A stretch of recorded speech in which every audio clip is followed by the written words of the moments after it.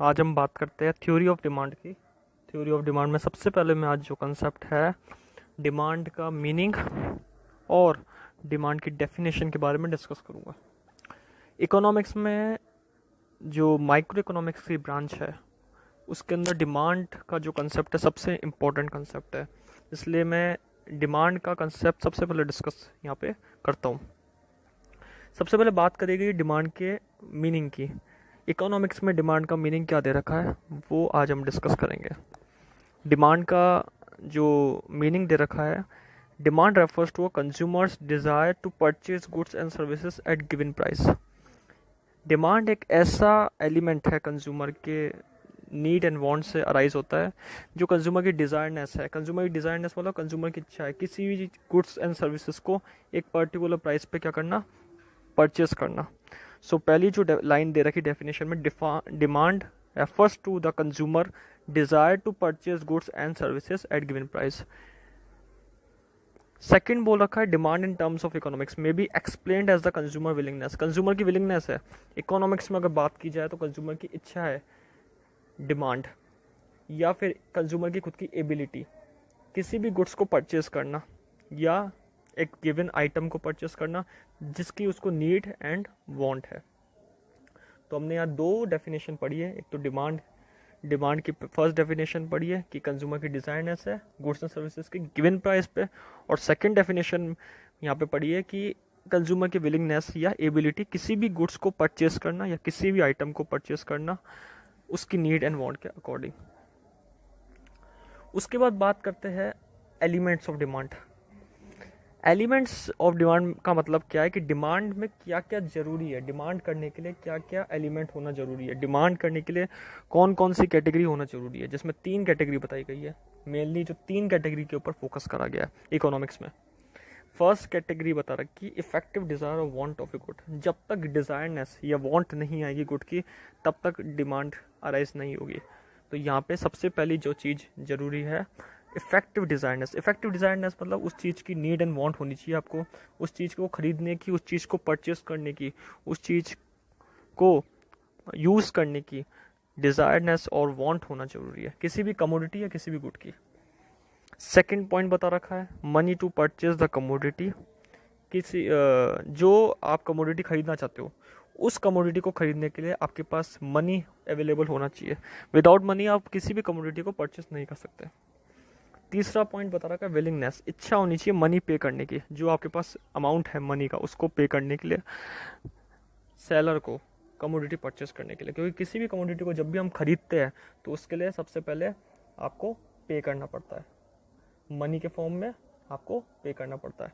तो यहाँ पे डिमांड को पूरी करने के लिए तीन बातें बहुत ज़्यादा इम्पोर्टेंट है। थ्री एलिमेंट्स पे फोकस करा गया है जिसमें desiredness, want of good, money to purchase the commodity और किसी कमोडिटी का परचेज करने के लिए विलिंगनेस, मतलब मनी पे करने के लिए विलिंगनेस। इससे हमें एक बात और पता चलती है कि डिमांड हमेशा रिलेटेड टू प्राइस। डिमांड जब भी अराइज होगी प्राइस के साथ ही अराइज होगी। जैसे मार्केट में कोई कमोडिटी लॉन्च होता है और उसकी एक प्राइस आती है, वैसे ही डिमांड उस प्राइस के अकॉर्डिंग अराइज होती है। और जो कंसेप्ट है डिमांड के अंदर उसमें तीन डिमेंशंस इंक्लूड करते हैं। फर्स्ट प्राइस होनी चाहिए कमोडिटी की, सेकंड क्वांटिटी होना चाहिए, और टाइम, थर्ड टाइम। कमोडिटी को खरीदने के लिए टाइम की बहुत ज़रूरी है, टाइम होना ज़रूरी है, और सही टाइम पे कमोडिटी मार्केट में और सही टाइम पे कंज्यूमर उसको अपने नीड एंड वांट के अकॉर्डिंग परचेस करे। एक एग्जांपल दे रखा है यहाँ पे डिमांड कर्व का। डिमांड कर्व का मैंने एग्जांपल दे रखा है। यहाँ पे मैंने दो चीज़ें ली है, एक तो प्राइस और क्वांटिटी। वाई एक्सेस जो आप देख रहे हैं उसमें मैंने प्राइस लिए और एक्स एक्सेस में मैंने क्वांटिटी ली है। डिमांड का कर्व डाउनवर्ड जाता है, इसका भी एक रीज़न है, वो मैं आगे वीडियो में समझाऊंगा, लेकिन अभी शॉर्ट में बताता हूँ कि डिमांड का कर्व नेगेटिव इसलिए होता है क्योंकि जो डिमांड का रिलेशन है प्राइस के साथ, क्वांटिटी का जो रिलेशन है प्राइस के साथ, वो इन्वर्स रिलेशनशिप होता है। इसलिए जिस किसी भी कर्व का इन्वर्स रिलेशन, जिस किसी भी कंसेप्ट का, दो कंसेप्ट का इन्वर्स रिलेशनशिप होता है, वहाँ पे कर्व जो होता है वो डाउनवर्ड बनता है, इसलिए डिमांड कर्व डाउनवर्ड बन रहा है। इसमें एक चीज़ और बता रखी है कि जैसे जैसे प्राइस बढ़ रही है, जैसे में पहले 10 रुपीज़ प्राइस है, 10 रुपीज़ से 20 रुपीज़ प्राइस होगी, वैसे वैसे प्राइस बढ़ने के साथ जो क्वांटिटी का जो डिमेंशन है वो कम होता जा रहा है। 100 क्वांटिटी लेते थे पहले, 100 यूनिट्स लेते थे, अब कितने 50 यूनिट्स ले रहे हैं। तो इनका इन्वर्स रिलेशनशिप है, वो आगे के वीडियो में डिस्कस करूँगा। अभी इस एग्जांपल को सिर्फ मैंने शो करा है।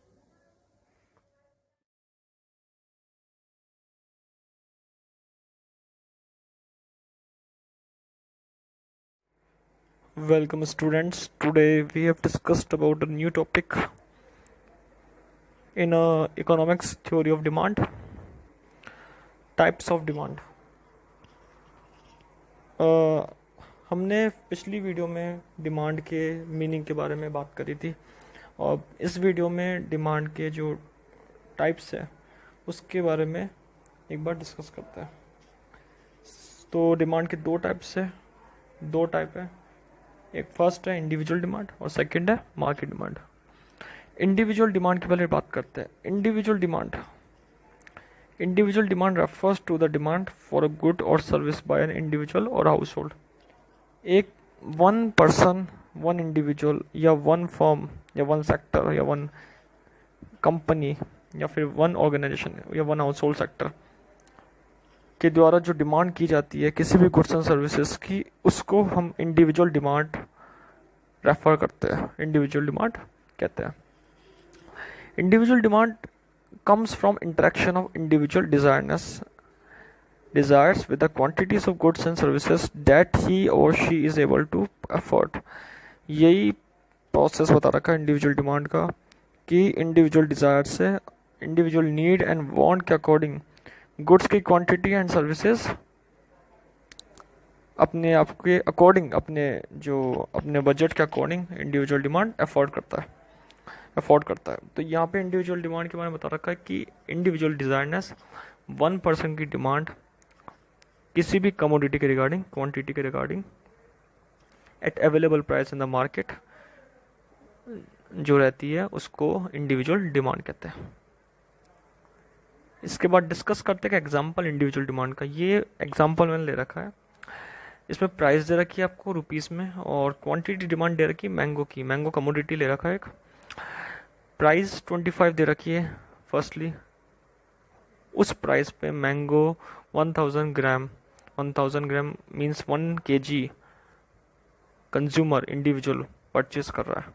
व्हेन प्राइस इंक्रीज, प्राइस बढ़ रही है, जैसे जैसे कमोडिटी की जो क्वांटिटी है वो परचेज डिक्रीज कर रहा है।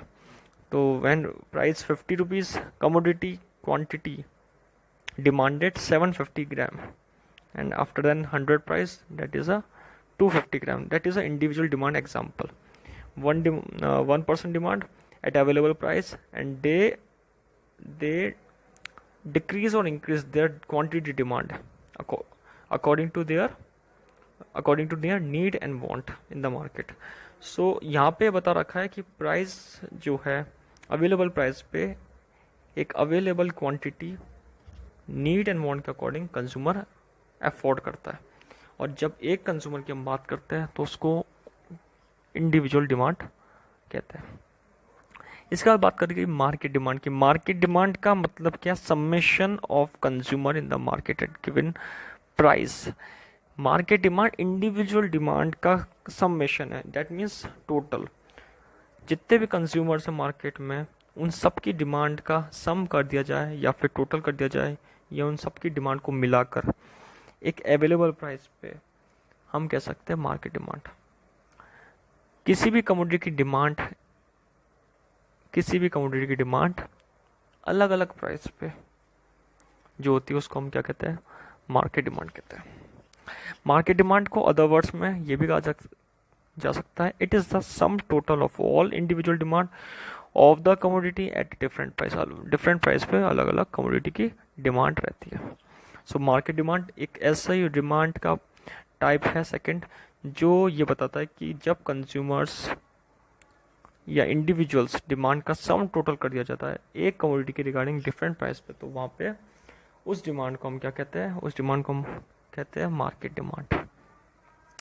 एक मार्केट डिमांड का एग्जांपल ले रखा है प्राइस दे रखी, क्वांटिटी डिमांड 2% लिया है, कमोडिटी मैंगो है, 1% A, second person B.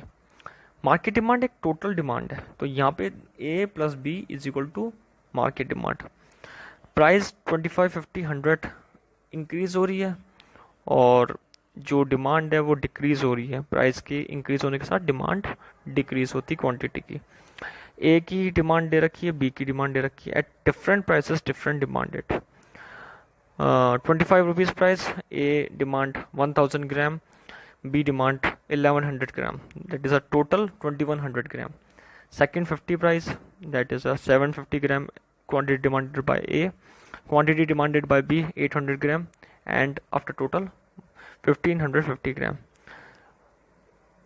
Price at 100, quantity demanded by A 250 gram and B 300 gram. That is a sum total 550. That is an example of market demand. तो अब मैंने आज दो बातें पढ़ी है, फर्स्ट इंडिविजुअल डिमांड और सेकंड मार्केट।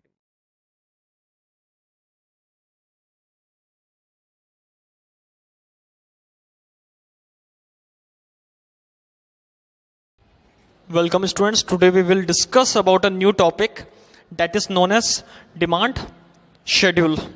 डिमांड शेड्यूल के बारे में आज हम पढ़ेंगे थ्योरी ऑफ डिमांड में, और थ्योरी ऑफ डिमांड में डिमांड शेड्यूल के दो टाइप्स पढ़ेंगे जिसका नाम क्या है, first individual demand schedule and second is market demand schedule के बारे में आज डिस्कस करेंगे। तो सबसे पहले बात करते हैं डिमांड शेड्यूल के मीनिंग की। डिमांड शेड्यूल का जो मीनिंग है वो हमें ये बताता है, it refers to a list of a various quantity purchases in the market like individual demand and market demand schedule. ये एक हमें लिस्ट बताता है प्रोडक्ट की जो परचेस करते हैं मार्केट में, और इसको हम क्या कहते हैं, इंडिविजुअल डिमांड शेड्यूल और मार्केट डिमांड शेड्यूल कहते हैं। डिमांड शेड्यूल हमें क्वांटिटी की लिस्ट बताता है, एक प्राइस के अंदर जैसी जैसी प्राइस आई है मार्केट के अंदर उसके अंदर क्वांटिटी कितनी परचेस करी है, क्वांटिटी की कितनी डिमांड हुई है वो बताता है, और उसकी लिस्ट बताता है, जैसे individual demand schedule and market demand schedule. तो हमने दो बातें पढ़ी डिमांड शेड्यूल में कि एक तो लिस्ट बताता है और दूसरी बात बड़ी है किसकी लिस्ट बताता है, प्राइस के अकॉर्डिंग क्वांटिटी की डिमांड बताता है। अब बात करते हैं इसके फर्स्ट टाइप की जिसका नाम है individual demand schedule. Individual demand schedule हमें बताता है एक list of quantity of a commodity जो इंडिविजुअल कंज्यूमर परचेस करता है अलग अलग चेंजेबल प्राइस पे मार्केट में। इसका मतलब क्या होता है कि कंज्यूमर, इंडिविजुअल कंज्यूमर मतलब एक कंज्यूमर की डिमांड बताता है और अलग अलग क्वांटिटी पे परचेस करता है, वो अलग अलग क्वांटिटी परचेस करता है, या तो क्वांटिटी को इंक्रीज करेगा या डिक्रीज करेगा changeable price in the market. जैसे जैसे प्राइस चेंज होती है उसके बिहाफ पे क्वांटिटी को परचेस करता है या फिर क्वांटिटी को परचेस नहीं करता है, उसके हिसाब से इंडिविजुअल डिमांड शेड्यूल बताया गया है। So it is a list of various quantities of a commodity which an individual consumer purchase at different changeable price in the market. ये लिस्ट बताता है अलग अलग क्वांटिटी की, कमोडिटी की जो चेंजेबल प्राइस पे मार्केट में अवेलेबल है। इसके बाद बात करते हैं इंडिविजुअल डिमांड शेड्यूल की। ये एग्जांपल दे रखा है, इसका प्राइस दे रखी है और कमोडिटी ले रखा है। प्राइस जैसे 25 है वैसे कमोडिटी मैंगो जो ले रखा है कमोडिटी है 1000 ग्राम डिमांडेड है, क्वांटिटी डिमांडेड उसकी। जैसे जैसे प्राइस 50 हुई वैसे क्वांटिटी डिमांडेड 750 ग्राम, एंड जैसे प्राइस 100 हुई वैसे 250 ग्राम। तो ये लिस्ट बता रखी है, ये इसको हम इंडिविजुअल डिमांड शेड्यूल कहेंगे। इसके बाद बात करते हैं मार्केट डिमांड शेड्यूल की।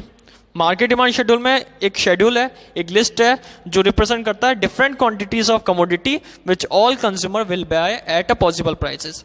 इसमें ये बता रखा है एक लिस्ट है जिसमें different consumer different quantities of commodity को परचेस करते, बाय करते एक पॉसिबल प्राइस पे। मतलब इसमें सारे कंज्यूमर आ जाएंगे जो अलग अलग क्वांटिटी को परचेस करेंगे। कोई कंज्यूमर ज़्यादा क्वांटिटी परचेस करेगा, कोई कंज्यूमर कम क्वांटिटी परचेस करेगा, और उसी की जो लिस्ट होती है उसको हम क्या कहते हैं, मार्केट डिमांड शेड्यूल कहते हैं।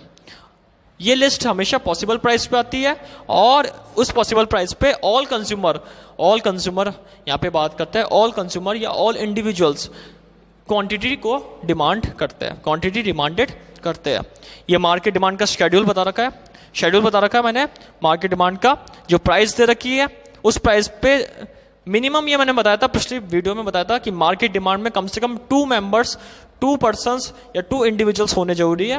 2 या 2 से ज़्यादा, 2 और मोर पर्सन्स या 2 और मोर इंडिविजुअल्स होते हैं, एक अवेलेबल प्राइस पे मार्केट के अंदर क्वांटिटी को परचेस करते हैं, और उस क्वांटिटी को जब टोटल करते हैं तो हमें क्या मिलता है, मार्केट डिमांड मिलता है। तो मार्केट डिमांड शेड्यूल का एग्जाम्पल दे रखा है, जिसमें मार्केट डिमांड शेड्यूल एक पॉसिबल प्राइस पे क्वांटिटी डिमांड करता है कंज्यूमर। तो आज हमने 2 बातें पढ़ी है डिमांड शेड्यूल की, एक तो इंडिविजुअल डिमांड शेड्यूल और मार्केट डिमांड शेड्यूल। और अब आगे की वीडियो में मैं आपको इसके बारे में, डिमांड कर्व के बारे में, डिटर्मिनेंट्स ऑफ डिमांड और लॉ ऑफ डिमांड के बारे में और उसके आगे डिस्कस करूंगा। Thank you.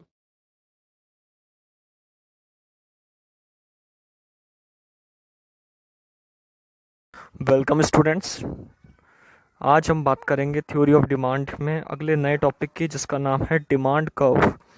पिछली वीडियो में मैंने आपसे बात करी थी डिमांड शेड्यूल की, और आज मैं बात करूंगा डिमांड कर्व की, कि डिमांड कर्व का मीनिंग और उसके टाइप्स दोनों क्या क्या होते हैं। तो डिमांड कर्व में 2 चीज़ें बात करेंगे। तो सबसे पहले डिमांड कर्व की मीनिंग की बात करते हैं। Demand schedule is a graphically represented then we get a demand curve. सबसे बड़ी बात है, डिमांड कर्व गेट करने के लिए एक डिमांड शेड्यूल होना चाहिए। किसी भी ग्राफ को, किसी भी कर्व को बनाने के लिए उसका एक शेड्यूल होता है, उस शेड्यूल के अकॉर्डिंग वो कर्व क्या करता है, वर्क करता है। ऐसे डिमांड शेड्यूल के अकॉर्डिंग ग्राफिकली जो रिप्रेजेंटेशन होता है डिमांड शेड्यूल का, उसको हम क्या कह सकते हैं, डिमांड कर्व कहते हैं। ये शो क्या करता है, इनवर्स रिलेशनशिप को शो करता है, किसके बीच में, प्राइस और क्वांटिटी डिमांडेड के बीच में। डिमांड कर्व हमेशा ये शो करता है कि प्राइस क्या है और क्वांटिटी डिमांडेड क्या है किसी भी कमोडिटी की। किसी भी कमोडिटी की जैसे जैसे प्राइस चेंज हो रही है, वैसे वैसे उसी क्वांटिटी में कितना चेंज आ रहा है, कितना वेरिएशन आ रहा है, उसके बारे में डिमांड कर्व ही हमें एक्सप्लेन करता है और डिमांड कर्व ही एनालिसिस करके बताता है। थर्ड पॉइंट है हमारा, demand curve is a diagrammatic presentation of the relationship between different quantities of commodity demanded at various price. Demand curve क्या करता है, डायग्रामेटिक प्रेजेंटेशन देता है। डायग्रामेटिक प्रेजेंटेशन मतलब डायग्राम के थ्रू एक प्रेजेंटेशन देता है और एक रिलेशनशिप बताता है अलग अलग क्वांटिटी का, किसी भी कमोडिटी का, जो अलग अलग प्राइस पे और अलग अलग प्राइस पे और अलग अलग क्वांटिटी है। तो किसी भी कमोडिटी का प्राइस और क्वांटिटी का जो रिलेशनशिप शो करता है ग्राफिकली, उसी को हम क्या कहते हैं, डिमांड कर्व कहता है।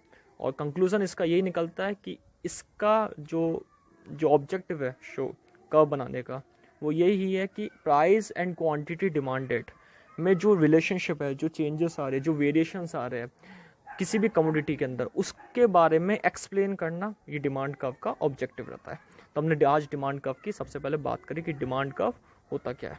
इसके बाद बात करते हैं इन टाइप्स की। फर्स्ट है इंडिविजुअल डिमांड कर्व। इसका मैंने डायग्राम भी दे रखा है आपको और इसका डेफिनेशन भी दे रखी है। Individual demand curve, it is a curve which represents different combination of quantities of a commodity demanded by a consumer at different prices. सबसे बड़ी बात है, इंडिविजुअल पॉइंट ऑफ व्यू से, सिंगल पॉइंट ऑफ व्यू से अलग अलग combinations को show करता है किसी भी कमोडिटी की डिमांडेड को, किसी भी कमोडिटी की क्वांटिटी डिमांडेड को अलग अलग प्राइस पे। जैसे जैसे प्राइस चेंज होती है, चाहे इंक्रीज हो या फिर डिक्रीज हो, जो क्वांटिटी डिमांडेड है उसका रिलेशनशिप बताता है कि प्राइस जैसे जैसे इंक्रीज होगी या डिक्रीज होगी, वैसे वैसे क्वांटिटी डिमांड में चेंज आएगा। इनवर्स रिलेशनशिप है, इसलिए इसका कर्व जो आप देख रहे हैं, कर्व में आप ये देखेंगे कि इसके अंदर जो कर्व बन रहा है, डी कर्व, एक्स एक्सिस बन रहा है, एक वाई एक्सिस बन रहा है, और जो डी कर्व है वो नीचे की तरफ डाउनवर्ड जा रहा है। डाउनवर्ड इसलिए जा रहा है क्योंकि इनवर्स रिलेशनशिप है।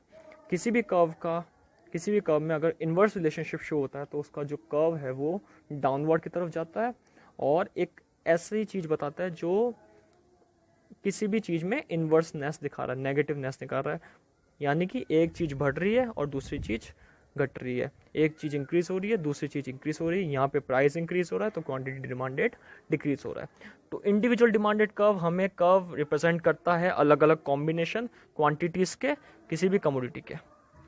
इसके बाद बात करते हैं मार्केट डिमांड कर्व की। Market demand curve, it is a curve that depicts aggregate demand of all consumers in the market at a different points. सबसे बड़ी बात है, मार्केट डिमांड हमें ये बताता है कि जितने भी कंज्यूमर्स हैं उनका एग्रीगेट डिमांड बताता है। Aggregate demand that means total demand of a consumer, total demand of a consumer at a market different prices पे, अलग अलग प्राइसेस पे। जैसे जैसे प्राइस चेंज हो रही है मार्केट में, और कंज्यूमर की क्वांटिटी डिमांडेड क्या है उसके बारे में मार्केट डिमांड शो करता है। Market demand is a curve, is a horizontal submission of individual demand curve. जितने भी इंडिविजुअल डिमांड कर्व है उसका हॉरिजॉन्टल सबमिशन है। For example A plus B is equal to C, A individual B individual is equal to total of A B, that is known as C. इसका एक कर्व भी दे रखा है X Y, X axis quantity demand, Y price. वो inverse relationship show कर रहा है, इसलिए जो कर्व है वो डाउनवर्ड जा रहा है। यहाँ पे डिमांड ऑफ ए तो D A, demand of B D B, और demand of total A plus B is equal to M, यहाँ पे एम ले रखा है। तो दोनों का कर्व टोटल करने के बाद जो एम कर्व है थोड़ा फ्लैटर जा रहा है क्योंकि टोटल को शो कर रहा है, तो थोड़ा चेंज आएगा यहाँ पे, इसलिए यहाँ पे थोड़ा फ्लैटर कर्व बना है ये A plus B is equal to यहाँ पे एम ले रखा है। So that is known as market demand curve that show inverse relationship between price and quantity demanded of a commodity by all the consumers in the market. तो आज हमने दो बातें पढ़ी, इंडिविजुअल डिमांड कर्व और मार्केट डिमांड कर्व के बारे में।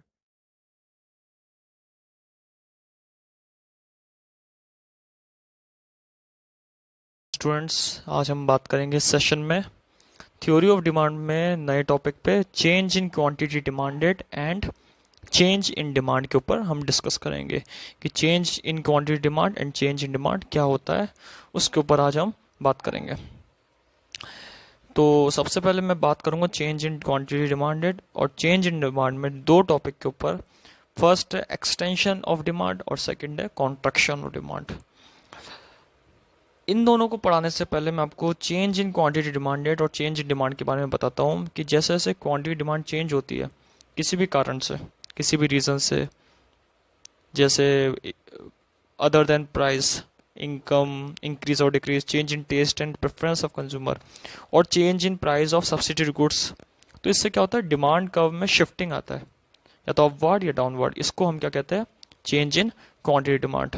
या तो अपवर्ड शिफ्ट आएगा या फिर डाउनवर्ड शिफ्ट आएगा। अपवर्ड शिफ्ट आएगा तो इंक्रीज हो रहा है, डाउनवर्ड शिफ्ट आएगा तो डिक्रीज हो रहा है, और इसको हम क्या कहेंगे, चेंज इन क्वांटिटी डिमांडेड।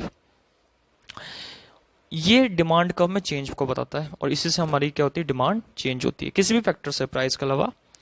जैसे इनकम हो गया, प्रेफरेंस होगी कंज्यूमर की, टेस्ट चेंज हो रहा है ना। जैसे मैंने पिछले वीडियो में बताया था डिटर्मिनेंट्स ऑफ डिमांड के अंदर कि किस किस तरीके से क्या क्या अफेक्ट्स करते डिमांड को, कौन कौन सी चीज़ें डिमांड को अफेक्ट करती है, वो सारी चीज़ें मैंने आपको बताई थी। वही उसी चीज़ों के कारण, उन्हीं रीज़न के कारण change in quantity demand and change in demand होता है। सबसे पहले बात करूंगा मैं एक्सटेंशन ऑफ डिमांड की। एक्सटेंशन ऑफ डिमांड का मतलब क्या होता है, डिमांड का इंक्रीज होना किसी भी गुड्स को लेकर। एक डायग्राम भी दे रखा है मैंने यहाँ पे, और उसके साथ मैंने एक यहाँ पे मीनिंग भी बता रखा है।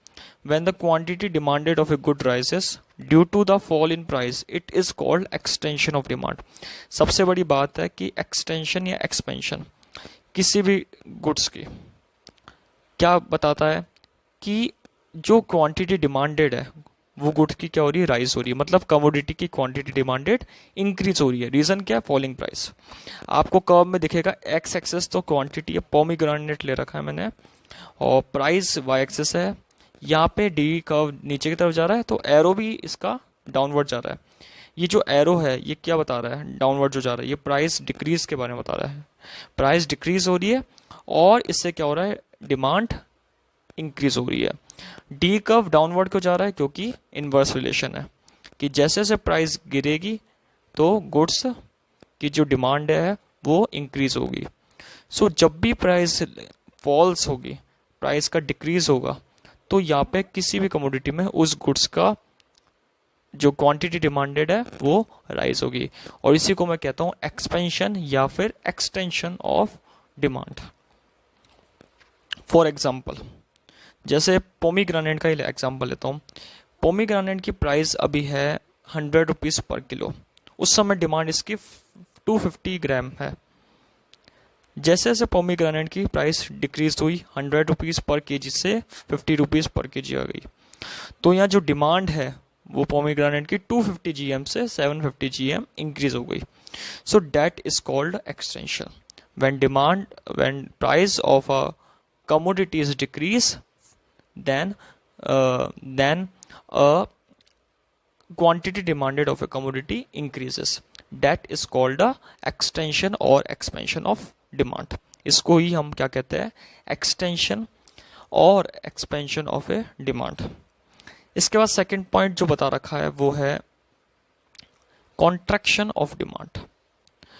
कॉन्ट्रैक्शन ऑफ डिमांड में ये बता रखा है कि when the quantity demanded falls due to the rise in price, it is the contraction of demand. कभी भी किसी भी कमोडिटी की अगर प्राइस इंक्रीज होती है तो उस चीज की डिमांड नॉर्मली डिक्रीज मानी जाएगी, और इसी को मैं क्या कहूँगा, कॉन्ट्रैक्शन ऑफ डिमांड, यानी कि डिमांड में डिक्रीजनेस आना। इसमें एक डायग्राम भी दे रखा है, एक्स एक्सिस पोमीग्रेनेट की क्वांटिटी ले रखी है, वाई एक्सिस प्राइस ले रखी है उसकी, एरो जो है डी कर्व के आगे वो ऊपर की तरफ जा रहा है, यानी कि प्राइस इंक्रीज हो रही है। इसका मतलब प्राइस इंक्रीज होगी तो कॉन्ट्रैक्शन ऑफ डिमांड होगा, और इसी को मैं क्या कहता हूँ, decrease in demand regarding to increase in price. इसका एक एग्जांपल लेते हैं, वही मैं पोमीग्रेनेट का एग्जांपल लेता हूँ। पोमीग्रेनेट की प्राइस अभी 50 रुपीज़ पर केजी है, डिमांड क्या है उस समय 750 ग्राम। अब क्या हुआ, प्राइस इंक्रीज हो गई, प्राइस 50 रुपीज़ से ट्रांसफर हो गई 100 रुपीज़ पर केजी में। क्वांटिटी डिमांडेड डिक्रीज कितनी हो गई, 750 ग्राम से 250 gram. That is called a contraction of demand. जैसे जैसे प्राइस बढ़ेगी वैसे वैसे क्वांटिटी डिमांडेड कम होगी, और इसी कारण से यहाँ पे कॉन्ट्रैक्शन ऑफ डिमांड अराइज होगा। तो मैंने आज दो बातें पढ़ाई है आपको, एक तो एक्सटेंशन ऑफ डिमांड और एक कॉन्ट्रैक्शन ऑफ डिमांड, जो change in quantity demanded and change in demanded में हमें एक्सप्लेन करते हैं। तो आज के वीडियो में मैंने दो बातें आपको पढ़ी। नेक्स्ट वीडियो में मैं शिफ्ट के बारे में बात करूंगा, shift of in demand curve.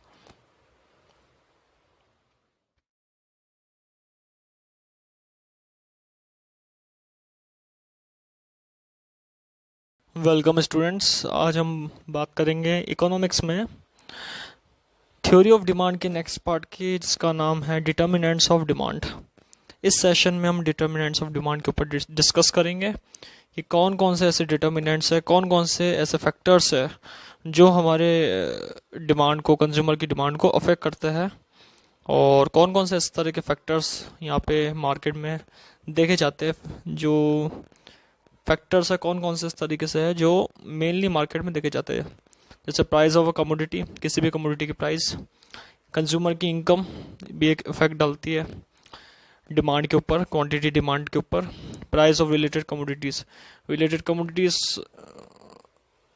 एक कमोडिटी के अदर दूसरी कमोडिटी क्या इफेक्ट डालती है, कंज्यूमर्स प्रेफरेंस, टेस्ट और एक्सपेक्टेशंस अबाउट फ्यूचर प्राइस की एक्सपेक्टेशन, ये हम यहाँ पे बात करते हैं। तो इस तरीके 5 फैक्टर्स हम डिस्कस करेंगे, जो 5 डिटर्मिनेंट्स डिस्कस करेंगे जो अफेक्ट करते हैं डिमांड को क्वांटिटी डिमांड के अंदर और मार्केट में। इस तरीके की किस तरह की प्राइस है, किस तरह की क्वांटिटी है, किस तरह की डिमांड है क्वांटिटी के ऊपर, उसको अफेक्ट करते हैं ये मेनली सारी डिमांड। तो आज हम इसके ऊपर डिस्कस करते हैं। सबसे पहले बात करते हैं price of commodity itself. Price of commodity, price का मतलब एक वैल्यू जो किसी भी कमोडिटी की है, कमोडिटी गुड्स, किसी भी कमोडिटी की एक प्राइस।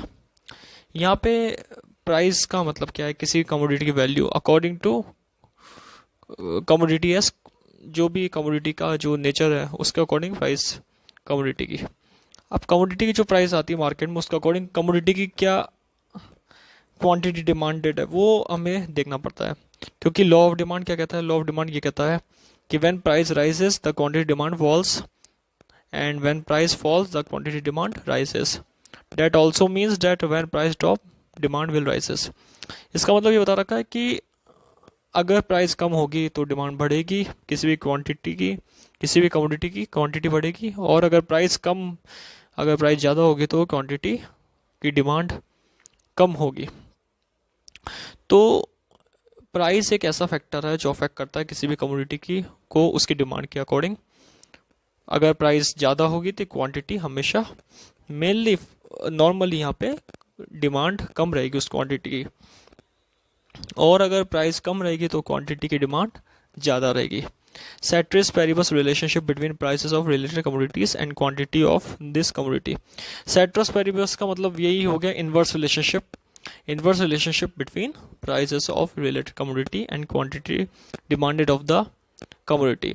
सेटस पेरिबस रिलेशनशिप हो गया, यानी कि इनवर्स रिलेशनशिप हो गया किसी भी कमोडिटी की प्राइस और उसकी क्वांटिटी के अंदर। तो यहाँ पे प्राइस ऑफ कमोडिटी हमेशा अफेक्ट करती है डिमांड को, मेनली किसी भी क्वांटिटी की डिमांड को अफेक्ट करती है। जब कमोडिटी मार्केट में आता है तो उसकी क्वांटिटी को अफेक्ट करता है इसका प्राइस, या तो फेवरेबल रहता है या फिर अनफेवरेबल रहता है।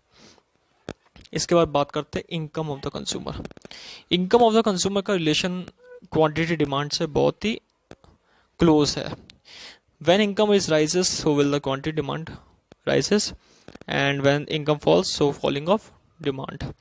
जैसे जैसे इनकम बढ़ती है वैसे वैसे इनकम राइज होती है, वैसे वैसे आपकी जो कम डिमांड होती है क्वांटिटी के रिगार्डिंग वो नॉर्मली देखा गया है बढ़ती है। कंज्यूमर की इनकम बढ़ी, किसी भी कमोडिटी डिमांड राइज हुई। तो सबसे बड़ी बात है यहाँ पे कि इनकम और डिमांड में पॉजिटिव रिलेशन है। जैसे जैसे इनकम बढ़ेगी वैसे वैसे आपकी क्वांटिटी डिमांड बढ़ेगी, क्योंकि देखा गया नॉर्मली कि कंज्यूमर की जैसे इनकम बढ़ती है वैसे वैसे यहाँ पे डिमांड क्वांटिटी की वो बढ़ाता ही है। तो इसमें एक डायग्राम भी दे रखा है मैंने आपको, एक्स एक्सिस डिमांड गुड्स की और Y axis income of the consumer. ये डी कर्व है, अपवर्ड जा रहा है, जैसे जैसे इनकम बढ़ रही है वैसे वैसे क्वांटिटी डिमांड बढ़ रही है। तो ये क्या इंडिकेट कर रहा है हमें, positive relationship between income of the consumer and demand, quantity demanded. When income is increase then demand is also increase, when income is falls then demand is falls. इसके बाद बात करा गया प्राइस ऑफ रिलेटेड कमोडिटी के बारे में। इसके बाद बात करा गया थर्ड पॉइंट जो है हमारा प्राइस ऑफ रिलेटेड कमोडिटी के बारे में। प्राइस ऑफ रिलेटेड कमोडिटी में दो टाइप की कमोडिटी आती है, एक तो कॉम्प्लीमेंट्री गुड्स और सब्स्टिट्यूट गुड्स। फर्स्ट बात करते हैं हम कॉम्प्लीमेंट्री गुड्स की। In this good may be complementary to each other. ये एक ऐसे गुड्स होते हैं जो एक दूसरे के ऊपर डिपेंड रहते हैं। अगर एक गुड्स की हमने डिमांड इंक्रीज करी तो दूसरे गुड की भी डिमांड इंक्रीज करनी पड़ेगी। कई ऐसे गुड्स होते हैं जिनकी अगर हमने डिमांड इंक्रीज करी अकॉर्डिंग टू इट्स प्राइस तो हमें दूसरे गुड की भी जो इसका साथ रिलेशन रखता है उसकी भी हमें डिमांड इंक्रीज करनी पड़ेगी। तो प्राइस का एक इम्पॉर्टेंट रोल होता है यहाँ पे। अगर एक गुड की डिमांड की प्राइस बढ़ जाती है और उसकी क्वांटिटी घट जाती है, क्वांटिटी डिक्रीज हो जाती है, तो दूसरे की क्वांटिटी डिमांड भी डिक्रीज हो जाएगी। तो यहाँ ऑब्वियसली एक रिलेशनशिप है कॉम्प्लीमेंट्री में गुड्स में कि एक दूसरे के ऊपर डिपेंडेंट है। एक गुड्स की प्राइस राइज हुई, दूसरे गुड्स की डिमांड गिर गई, उस गुड्स से तो गिरेगी डिमांड, दूसरे गुड्स की भी साथ में गिरेगी। जैसे एग्जांपल ले रखा है ब्रिक्स एंड सीमेंट्स। ब्रिक्स जो ईंट होते हैं जिससे मकान बनाने में, हाउस बनाने में काम में आता है, अगर ब्रिक्स जो होते हैं ब्रिक्स की डिमांड करेंगे तो सीमेंट की ऑब्वियसली डिमांड करनी ही पड़ेगी, क्योंकि वॉल बनाने के लिए, दीवार बनाने के लिए सीमेंट की जरूरत होती है। तो यहाँ पे ब्रिक्स सीमेंट दोनों का रिलेशनशिप एक कॉम्प्लीमेंट्री गुड्स का है। अगर ब्रिक्स की प्राइस बढ़ती है तो सीमेंट की डिमांड पे भी अफेक्ट पड़ेगा ही पड़ेगा।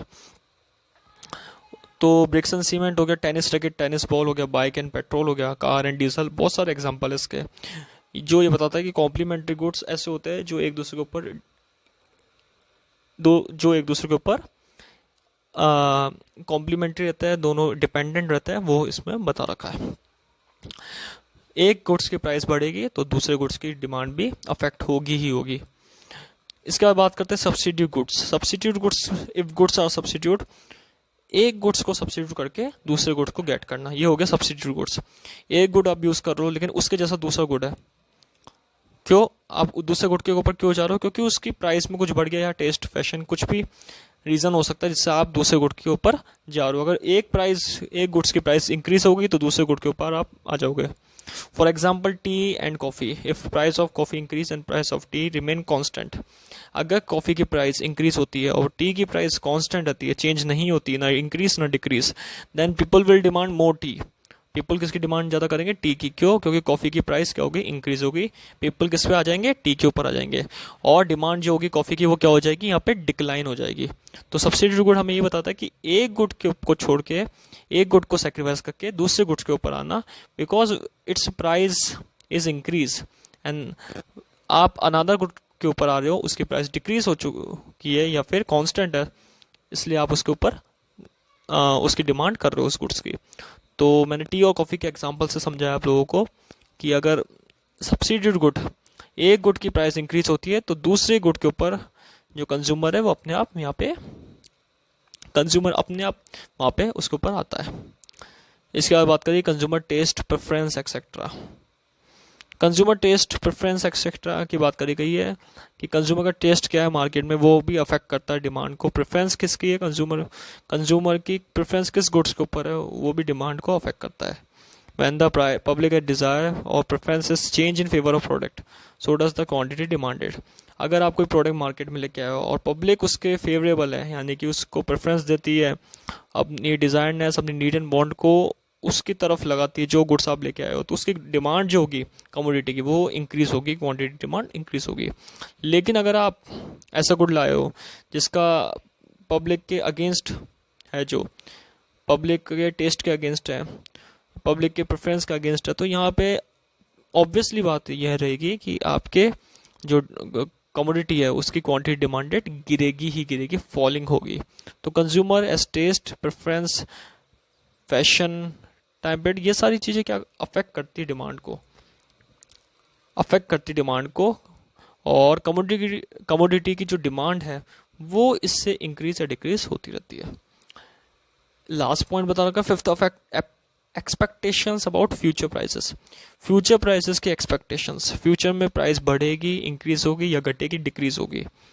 अगर पीपल एक्सपेक्ट करते हैं, when people expect that the value of something will rise, किसी चीज़ की वैल्यू बढ़ने वाली है, they demand more of it. For example petrol की वैल्यू बढ़ने वाली है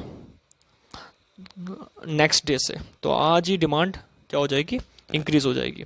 पेट्रोल पंप पे ट्रैफिक ज़्यादा हो जाएगा, पेट्रोल पंप पे पेट्रोल की डिमांड तेजी से बढ़ जाएगी, क्योंकि आपको पता है कि कल आपने एक्सपेक्टेशन लगा ली कि कल नेक्स्ट डे पेट्रोल की प्राइस इंक्रीज हो जाएगी, तो आज ही डिमांड ज़्यादा कर लो उसकी। On the contrary, he expect decline in price in the near future, so consumer will hold it's consumption at present. सबसे बड़ी बात है कि अगर यहाँ पे प्राइस डिक्लाइन हो जाती है नियर फ्यूचर में, जैसे नेक्स्ट डे प्राइस कम होने वाली है, तो कंज्यूमर अपनी डिमांड को, अपनी कंजम्पशन को रोक देता है, होल्ड कर देता है प्रेजेंटली, और नेक्स्ट डे का इंतजार करता है, नेक्स्ट डे का वेट करता है, और फिर वहाँ पे उस चीज़ की डिमांड अराइज करता है। तो हमने यहाँ पे आज डिटर्मिनेंट्स ऑफ डिमांड पढ़े हैं, जिसमें मेनली 5 डिटर्मिनेंट्स मैंने बताया। 5 डिटर्मिनेंट्स में सबसे पहले प्राइस ऑफ कमोडिटी, फिर इनकम ऑफ द कंज्यूमर की बात करी गई, फिर हमने रिलेटेड कमोडिटी की बात करी है जिसमें कॉम्प्लीमेंट्री और सब्सिडी गुड्स की बात करी गई है, उसके बाद कंज्यूमर के टेस्ट प्रेफरेंस की बात करी गई, लास्ट पॉइंट जो हमने पढ़ा एक्सपेक्टेशंस अबाउट फ्यूचर प्राइस के बारे में बात करी है।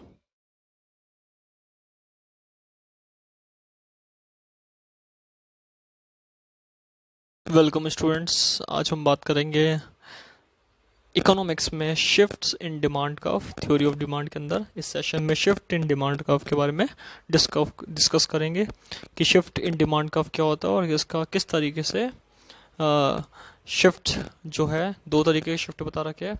फर्स्ट है राइटवर्ड और फॉरवर्ड शिफ्ट, एंड सेकंड है लेफ्टवर्ड और बैकवर्ड शिफ्ट। तो 2 तरीके शिफ्ट है जो हमारे डिमांड कर्व के शिफ्ट में आते हैं। तो शिफ्ट इन डिमांड कर्व में हम 2 चीज़ पढ़ेंगे, राइटवर्ड शिफ्ट, फॉरवर्ड शिफ्ट, और लेफ्टवर्ड शिफ्ट और बैकवर्ड शिफ्ट के बारे में। सबसे पहले बात करते हैं राइटवर्ड शिफ्ट और फॉरवर्ड शिफ्ट की। सबसे पहले बात करते हैं राइटवर्ड शिफ्ट और फॉरवर्ड शिफ्ट की। राइटवर्ड शिफ्ट और forward shift of demand curve, the shift of demand curve to the right due to change in other factor of demand like increase in income is called increase in demand. सबसे बड़ी बात है rightward shift का मतलब क्या होगा, price के अलावा जितने फैक्टर्स है, प्राइस के अलावा जितने फैक्टर्स है, जैसे इनकम हो गया, टेस्ट हो गया, प्रेफरेंस हो गया, इनके चेंज होने की वजह से डिमांड में शिफ्टिंग आना आगे की तरफ, राइटवर्ड यानी कि आगे की तरफ, फॉरवर्ड मतलब आगे की तरफ, राइटवर्ड मतलब राइट की तरफ। डिमांड कर्व का शिफ्ट होना, एक प्लेस से दूसरे प्लेस पे शिफ्ट होना, खिसकना, that is called increase in demand and that is known as rightward shift or forward shift of demand curve। जब भी डिमांड कर्व किसी भी कारण से प्राइस के अलावा factor of demand like income, like taste and preference of a consumer, किसी भी कारण से इनके इंक्रीज होने पर डिमांड कर्व में इंक्रीजनेस आता है, तो यहाँ पे क्या बोलेंगे, इसको राइटवर्ड शिफ्ट बोलेंगे, क्योंकि ये इंक्रीज होने पर, इनकी इंक्रीज होने पर, इनकम इंक्रीज होने पर डिमांड कर्व भी राइटवर्ड शिफ्ट हो जाता है, इंक्रीज हो जाता है, that is known as rightward shift और फॉरवर्ड शिफ्ट कहेंगे इसको। इसके बाद बात करी गई है लेफ्टवर्ड शिफ्ट की। लेफ्टवर्ड शिफ्ट और बैकवर्ड शिफ्ट ऑफ डिमांड का, इसमें क्या बताया गया है, वही चीज उसका वाइस वर्ड है जो अपन ने फर्स्ट पढ़ा है। In this the price of commodity itself remains, ये रेंज है, remains unchanged but income of consumer reduces the initial, then the initial demand curve will shift backward or toward left, backward shift हो जाता है। जब भी backward shift होता है यानी कि इनकम में डिक्रीजनेस या अदर फैक्टर में डिक्रीजनेस आया जिससे बैकवर्ड शिफ्ट हुआ है, डिमांड रिड्यूस हो गया है। लेफ्टवर्ड और बैकवर्ड शिफ्ट यही बताता है हमें कि किस तरीके से इनकम इंक्रीज होने, इनकम डिक्रीज होने पर या वे कंज्यूमर के अदर फैक्टर्स डिक्रीज होने पर डिमांड का डिक्रीज होना, जिसके कारण जो डिमांड का है वो पीछे की तरफ बैकवर्ड या फिर लेफ्टवर्ड शिफ्ट हो जाता है, और इसी को हम कहते हैं लेफ्टवर्ड शिफ्ट और बैकवर्ड शिफ्ट। तो आज हमने दो बातें पढ़ी, एक तो राइटवर्ड शिफ्ट जब डिमांड इंक्रीज होगी प्राइस के अलावा अदर फैक्टर के कारण तो राइटवर्ड शिफ्ट होगा, अगर डिमांड डिक्रीज होगी प्राइस के अलावा अदर फैक्टर की वजह से प्राइस अनचेंज रहेगा लेकिन अदर फैक्टर इनकम हो गया, टेस्ट प्रेफरेंस हो गया कंज्यूमर का एक्सेट्रा, इनकी वजह से इनके रिड्यूस होने पर क्या होगा, इनके रिड्यूस होने पर डिमांड डिक्रीज हो जाएगी और जो कर्व होगा डी का वो बैकवर्ड शिफ्ट हो जाएगा। तो आज हमने शिफ्ट इन डिमांड कर्व में दो बातें यहाँ पे पढ़ी है, राइटवर्ड शिफ्ट और लेफ्टवर्ड शिफ्ट की।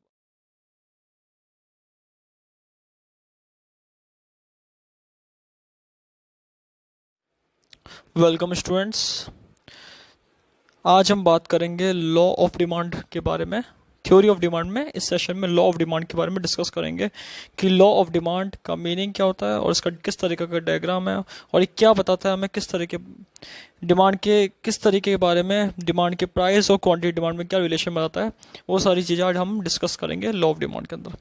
सबसे पहले बात करते हैं लॉ ऑफ डिमांड के मीनिंग के अंदर। Law of demand states that other thing remaining constant the decrease in price of a commodity result in increase in quantity demanded and vice versa। सबसे इंपॉर्टेंट बात है लॉ ऑफ डिमांड स्टेट करता है हमें कि other things remaining constant, income को, price of factor income को या फिर टेस्ट एंड प्रेफरेंस को या अदर थिंग को आप रिमेनिंग कांस्टेंट रखिए, मतलब चेंज ना करें या इंक्रीज या डिक्रीज ना करें। लेकिन अगर प्राइस में इंक्रीज और डिक्रीज करते हैं और उससे अगर हमारी क्वांटिटी डिमांडेड इंक्रीज और डिक्रीज होती है तो वो क्या होता है, लॉ ऑफ डिमांड होता है। That means when price is increases then quantity is decreases, then this is a inverse relationship. When price is decrease then quantity is increase, when price is increase then quantity is decrease. So law of demand state that other thing remaining constant, but when price increase that means demand of quantity is decrease of a commodity, and when price is decrease then demand of quantity is increase in a market। सबसे बड़ी बात क्या है, inverse relationship बताता है price और quantity के बीच में। Law of demand, law of demand के अंदर यह भी बताया गया है कि अदर थिंग कांस्टेंट रहेगी, सबसे इंपॉर्टेंट बात है income of consumer, taste of consumer, preference of consumer, fashion etcetera, but यहाँ पे प्राइस एंड जो क्वांटिटी डिमांडेड है उनमें इनवर्स रिलेशनशिप है, मतलब एक चीज यहाँ पे इंक्रीज होगी तो दूसरी डिक्रीज होगी। सो that is called law of demand, जो ये हमें बताता है कि इनवर्स रिलेशनशिप है किसके बीच में, price and quantity demanded in a market of a commodity. Commodity का जो प्राइस है उसके अकॉर्डिंग डिमांड होती है। जैसे एक एग्जांपल लेता है बिस्किट्स है मार्केट में, स्टार्टिंग में बेकरी के बिस्किट्स है मार्केट में, उसकी जो डिमांड है, फर्स्ट डिमांड क्या है मार्केट में, सबसे पहले किसी भी प्रोडक्ट की प्राइस आती है, प्राइस है 10 रुपीज, डिमांड कितनी आई 20 यूनिट्स। जैसे जैसे प्राइस इंक्रीज हुई 10 से हो गई 20, डिमांड क्या हो गई, डिक्रीज हो गई। नॉर्मली यही होता है कि जैसे जैसे प्राइस किसी चीज की इंक्रीज होती है तो डिमांड उसके अकॉर्डिंग नेगेटिव रिएक्ट करता है, यानी कि डिमांड डिक्रीज हो जाती है। तो लॉ ऑफ डिमांड हमें यही बताता है कि प्राइस इंक्रीज होगी डिमांड डिक्रीज, और प्राइस डिक्रीज होगी तो डिमांड इंक्रीज। तो आज हमने किसके बारे में पढ़ा, आज हमने लॉ ऑफ डिमांड के बारे में पढ़ा है। आगे लॉ ऑफ डिमांड के बारे में ऑपरेशंस, रीजंस और डेरिवेशंस के बारे में हम डिस्कस करेंगे।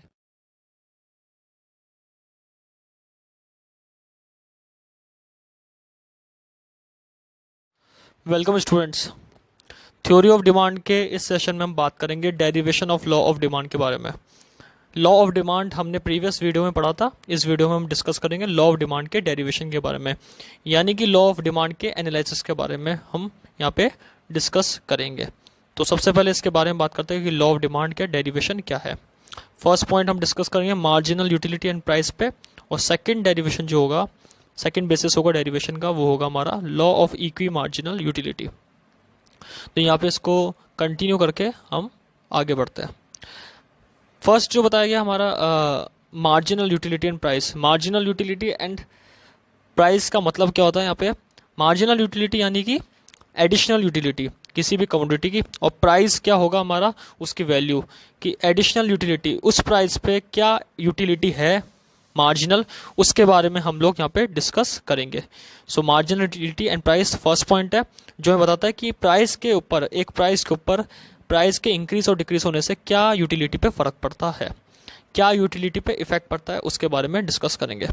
सबसे पहले इसमें केस 1 है, 2 केस दिए गए, फर्स्ट केस है और फिर सेकेंड केस है। केस नंबर 1 बताया गया, if the price of a commodity falls then its marginal utility becomes more than its price, that result the consumer encourages to buy more quantity and continues it till the marginal utility is equal to price, यानी कि mu is more than price। पहली बात बताई गई है case 1 में, अगर किसी कमोडिटी यानी कि किसी भी प्रोडक्ट या किसी भी गुड्स की प्राइस गिरती है, फॉल होती है, तो मार्जिनल यूटिलिटी क्या होगा? बढ़ेगा, मोर देन इट्स प्राइस। यानी कि अगर किसी चीज़ की प्राइस गिरती है तो मार्जिनल यूटिलिटी यानी कि additional utility, additional power of satisfaction consumer का इंक्रीज होगा। क्यों? क्योंकि कम प्राइस पे कंज्यूमर मोर क्वांटिटी की डिमांडेड करता है। इससे कंज्यूमर एनकरेज होता है और ज़्यादा से ज़्यादा क्वांटिटी को खरीदता है जब तक उसकी मार्जिनल यूटिलिटी प्राइस के बराबर नहीं आती। यानी कि अगर आपकी प्राइस किसी भी कमोडिटी कम है और एमयू ज़्यादा है, तो वो तब तक यूज़ करेगा जब तक उसकी प्राइस तक वो पहुंच नहीं जाए, यानी कि प्राइस के इक्वल वो अपनी यूटिलिटी ना लेकर आ सके। तो पहले कैसे बताया गया, MU is more than price. क्यों? क्योंकि प्राइस यहाँ पे गिरी है, डिक्रीज हुई है, तो एमयू यहाँ पे ज़्यादा रहेगी। और इसको कंटिन्यू कब तक करेगा कस्टमर या फिर कंज्यूमर? जब तक उसके एमयू इक्वल टू प्राइस नहीं हो जाता। एमयू इक्वल टू प्राइस यानी कि जो उसके प्रोडक्ट की यूटिलिटी है वो सेटिस्फेक्शन प्राइस के बराबर तक नहीं हो जाती जब तक वो मार्जिनल यूटिलिटी को कंटिन्यू करेगा। सो पहले केस में मोर देन प्राइस से इक्वल टू प्राइस तक बनाना है। दूसरा केस बताया गया है, the price of a commodity rises then its marginal utility become less than its price, that result consumer will decrease his demand till the marginal utility is equal to price, यानी कि MU is less than price. दूसरा case first case का vice versa है, यानी कि इसमें बताया गया है the price of a commodity rises then its marginal utility become less. अगर किसी कमोडिटी की प्राइस बढ़ती है, राइज होती है, फर्स्ट केस में गिर रही थी, सेकंड केस में बढ़ रही है, तो यहाँ पे एमयू जो होगा वो प्राइस से कम होगा। यानी कि जब एमयू बढ़ेगा, यानी कि जब प्राइस बढ़ेगा तो एमयू यहाँ पे डिक्रीज होगा, और इसका रिजल्ट क्या होगा? कंज्यूमर डिक्रीज करेगा डिमांड को जब तक उसकी एमयू प्राइस के बराबर नहीं आती। यानी कि डिमांड तब तक कम रखेगा जब तक प्राइस कम नहीं हो जाती। जैसे प्राइस कम होगी एमयू बढ़ा देगा, और इस केस में एमयू बराबर हो जाएगा प्राइस के।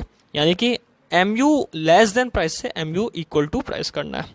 वापस से बता देता हूँ, कमोडिटी जब राइज होती है, किसी भी कमोडिटी की जब प्राइस राइज होती है, तो उस समय किसी भी कमोडिटी की जब प्राइस ज़्यादा होती है तो कंज्यूमर उसकी डिमांड को कम करता है। इसका रिजल्ट एमयू डिक्रीज होगा और कंज्यूमर डिमांड डिक्रीज करेगा। जब कंज्यूमर डिमांड डिक्रीज करेगा तो प्राइस ज़्यादा होगी, तो वो कब तक डिमांड डिक्रीज रखेगा? जब तक प्राइस एमयू के बराबर नहीं आ जाती, यानी कि मार्जिनल यूटिलिटी के इक्वल नहीं आ जाती, तब तक वो प्राइस को बराबर रखता है। इसके बाद सेकेंड पार्ट जो बताया गया है, law of equi marginal utility. Law of equi marginal utility का मतलब, इक्वी मतलब इक्विलिब्रियम वाला, मार्जिनल यूटिलिटी मतलब एडिशनल यूटिलिटी। ऐसा लॉ है जो हमें इक्विलिब्रियम बताता है एमयू में, मतलब मार्जिनल यूटिलिटी के अंदर। इस लॉ का पहले मतलब बताया गया फर्स्ट पॉइंट पे, according to this law of equilibrium a consumer spend is income in ratio of marginal utility and its price of commodity in equal way.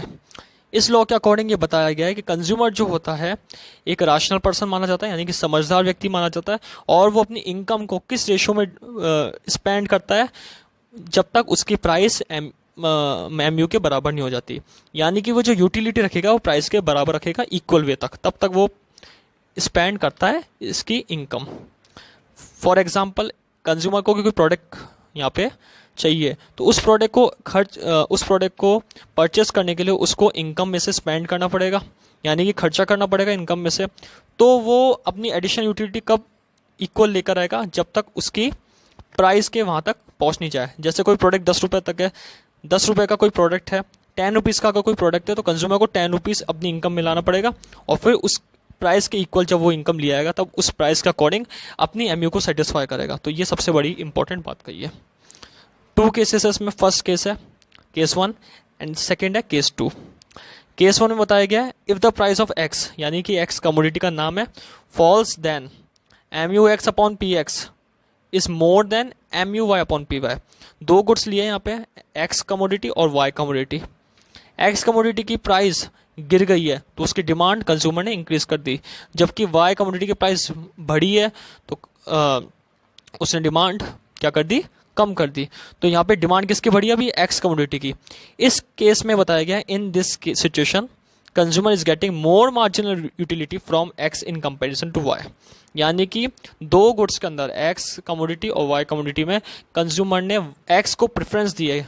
Reason, क्योंकि यहाँ पे प्राइस जो है वो एक्स कमोडिटी की कम है rather than Y commodity. Y commodity का जो प्राइस है वो ज़्यादा है।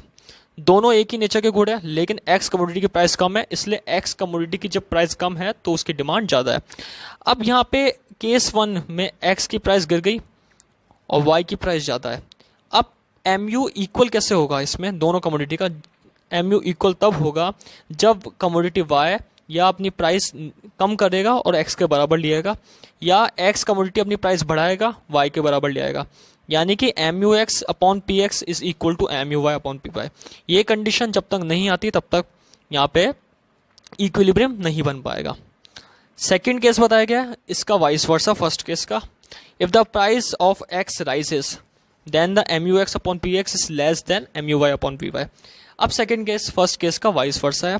इसमें बताया गया है कि जब M U X upon P X is less than M U Y P Y, यानी कि एक्स कमोडिटी की प्राइस बढ़ गई है और वाई कमोडिटी की प्राइस कम है रादर देन एक्स। इस केस में एक्स कमोडिटी डिमांड डिक्रीज हो जाएगी और वाई कमोडिटी की डिमांड इंक्रीज हो जाएगी। क्यों? क्योंकि इसकी जो प्राइस है वाई कमोडिटी की वो कम है एक्स के मुकाबले। तो उस केस में marginal utility, in this situation the marginal utility from Y is more than X, यानी कि मार्जिनल यूटिलिटी वाई की होगी वो मोर देन एक्स होगी। अब इसमें इक्विलिब्रियम कैसे लाया जाएगा?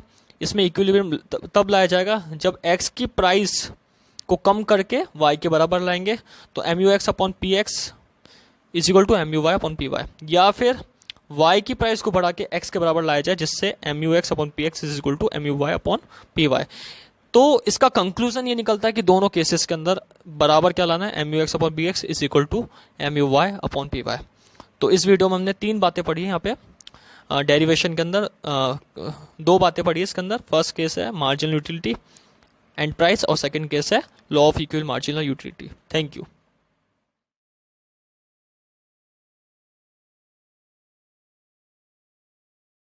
स्टूडेंट्स, इस सेशन में हम बात करेंगे इकोनॉमिक्स के थ्योरी ऑफ डिमांड के part 10 exception to the law of demand. Law of demand की क्या क्या एक्सेप्शंस है, क्या क्या इसके अपवाद है, उसके बारे में हम डिस्कस करेंगे।